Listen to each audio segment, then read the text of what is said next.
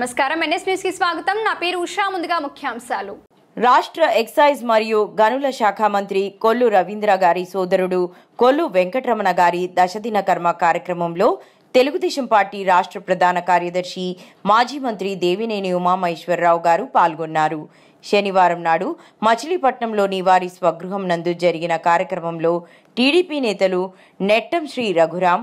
కొనకళ్ళ నారాయణరావు, కాగిత Krishnaprasad, doctor Kamineni Srinivas, Kamili Vithal Rao,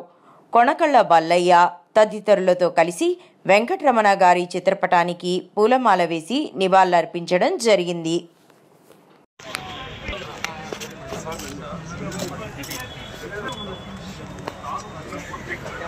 sir